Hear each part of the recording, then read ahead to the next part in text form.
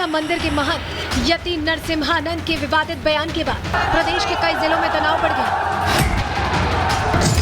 विरोध की आड़ में कुछ अराजक तत्वों ने जमकर हंगामा किया, आपत्तिजनक नारे लगाए, सुरक्षा में लगाई गई पुलिस पर पथराव शुरू कर दिया। उत्तर प्रदेश में अराजकता फैलाने की साजिश शुरू हुई तो सीएम योगी ने सख्त तेवर अपना लिए। लॉ एंड ऑर्डर को बरकरार रखने के लिए अराजक तत्वों की धरपकड़ शुरू की गई। सहारनपुर में पुलिस पर पथराव करने वालों को चिन्हित कर गिरफ्तार किया गया। तस्वीरों में दिख रहे ये लोग कल तक खाकी पर पत्थर उछाल रहे थे। इन्हें लगा था कि धार्मिक उन्माद की आड़ में इनके गुनाह छिप जाएंगे, लेकिन योगी राज में ऐसा हो पाना मुश्किल है। कुछ नवयुवक जो थे उनके द्वारा पुलिस के ऊपर पथराव किया गया था, जिसमें पुलिस के द्वारा मुकदमा 20 लोगों के ऊपर नामजद और कुछ अज्ञात के ऊपर दर्ज किया गया, जिसमें से कि 13 लोगों की गिरफ्तारी की गई है और उनके खिलाफ कार्रवाई की जा रही है। हमारे पास जितने सीसीटीवी फुटेज और वीडियो उपलब्ध है उनके आधार पर ये पहचान की गई है। इसमें कुछ अज्ञात है उनका भी मुकदमा उनके ऊपर लिखा हुआ है, उनकी पहचान भी की जा रही है और जो लोग गिरफ्तार किए जा रहे हैं उनसे उनकी पहचान कराई जा रही है। प्रदेश में इन दिनों त्योहार का माहौल है, जिसे देखते हुए सीएम योगी लगातार कानून व्यवस्था की समीक्षा कर रहे हैं। इसी कड़ी में सीएम योगी ने मुख्य सचिव, डीजीपी, अपर मुख्य सचिव गृह और अन्य विभागों के वरिष्ठ अधिकारियों के साथ कानून व्यवस्था की समीक्षा की। बैठक के दौरान सीएम ने साफ शब्दों में कहा कि हर मत, मजहब, संप्रदाय के लोगों को एक दूसरे का सम्मान करना होगा। महापुरुषों के प्रति प्रत्येक नागरिक के मन में कृतज्ञता का भाव होना चाहिए, लेकिन इसके लिए बाध्य नहीं किया जा सकता। कोई भी व्यक्ति अगर आस्था के साथ खिलवाड़ करेगा तो उसे कानून के दायरे में लाकर सजा दिलवाई जाएगी। विरोध के नाम पर अराजकता स्वीकार नहीं है। अराजकता फैलाने का दुस्साहस किया तो कीमत चुकानी पड़ेगी। सीएम योगी ने अपने इस बयान से जहां अराजकता फैलाने वालों को सख्त निर्देश दिए हैं, वहीं सीएम योगी ने महंत यति नरसिम्हानंद की ओर इशारा कर दिया है कि किसी धर्म के खिलाफ टिप्पणी करना भारी पड़ेगा। सीएम योगी ने बता दिया है कि आस्था पर चोट करने वाले और आस्था की आड़ लेकर अराजकता फैलाने वाले दोनों ही कानून की नजर में समान हैं और जो भी कानून से खिलवाड़ करेगा उसके खिलाफ एक्शन जरूर होगा। प्रदेश में कानून व्यवस्था बरकरार रखने के लिए सीएम योगी ने अधिकारियों को सख्त निर्देश दिए हैं। त्योहारों को ध्यान में रखते हुए सीएम योगी ने पुलिस डिपार्टमेंट को सख्त निर्देश दिए हैं कि कानून के विरुद्ध जाने वालों के साथ सख्ती से निपटा जाए। महिलाओं और बेटियों की सुरक्षा और सुविधा सुनिश्चित की जाए। भीड़ भाड़ वाले इलाकों में फुट पेट्रोलिंग और पीआरवी पेट्रोलिंग को बढ़ाया जाए। प्रदेश की कानून व्यवस्था को लेकर सीएम योगी अलर्ट है।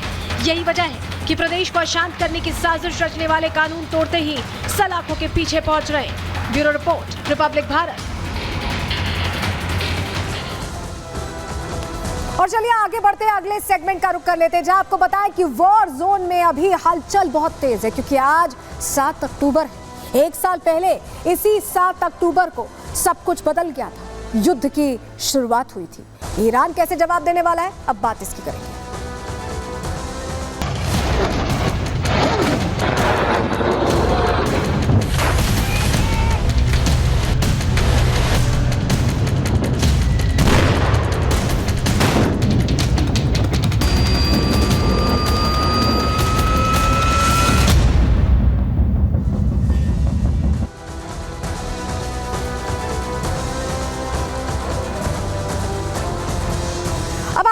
जिस तरह से हलचल दिन पर दिन बढ़ती जा रही है, जो अटैक्स की तस्वीरें हम दोनों तरफ से देख रहे हैं, ईरान रणनीति बना रहा है, छटपटा रहा है एक्शन लेने के लिए, क्योंकि जो 181 बम 1 तारीख को बरसाए थे वो तो नाकाफी साबित हुए इजराइल की बर्बादी के लिए। लेकिन इजराइल थम नहीं रहा है। इजराइल लगातार आगे बढ़ रहा है। गाजा में जो फ्रंट खुला है उससे तो लड़ाई चल ही रही है।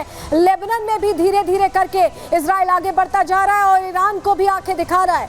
ईरान के लिए भी बड़ी तैयारी इजराइल कर रहा है। लेकिन ईरान अब क्या करने वाला है? ईरान की तरफ से भारत से मदद की अपील भी की जा रही है। जी हाँ, भारत से शांति करवाने की अपील की जा रही है। किसने ये अपील की है ये भी प्रहार में आपको बताने वाले हैं, लेकिन कितना असर इस युद्ध का पड़ेगा ये भी जानकारी आपको देंगे। लेकिन सबसे पहले आपको बताएं कि युद्ध कैसे अलग फ्रंट पर जाता है 1 साल बाद दिखाई दे रहा है, क्योंकि आज ही वो दिन है जब इस युद्ध की शुरुआत हुई थी।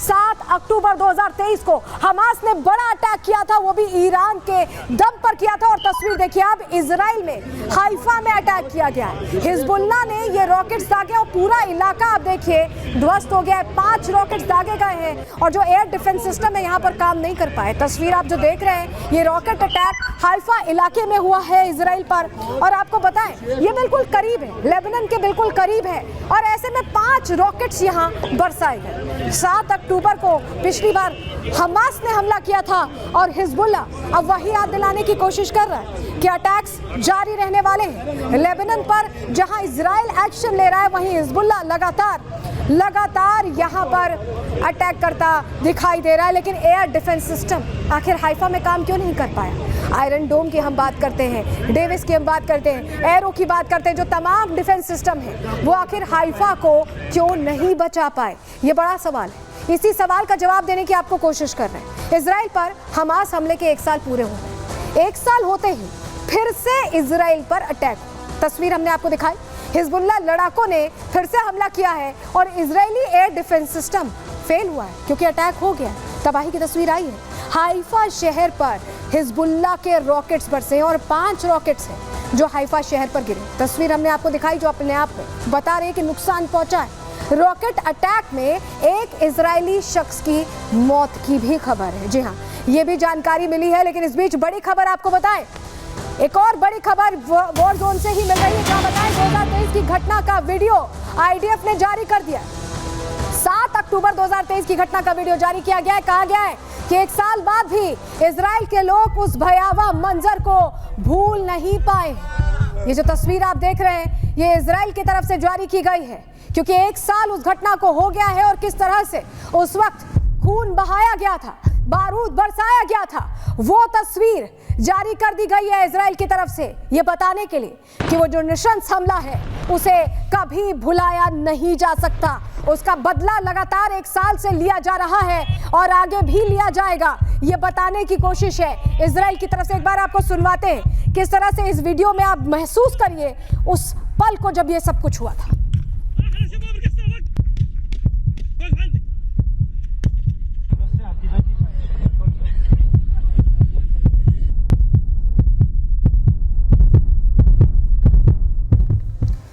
तो एक झलक आपने देख ली क्या हुआ था 7 अक्टूबर 2023 को। और अब देखिए इजराइल तब से 7 अक्टूबर 2023 का वो दिन था और 8 अक्टूबर से बारूद बरसने लगा था इजराइल की तरफ से। अभी भी बारूद बरसाया जा रहा है। ये बेरूत की तस्वीरें हैं, लेबनान की तस्वीरें जो गवाह हैं कि एक्शन थमने नहीं वाला है इजराइल की तरफ से।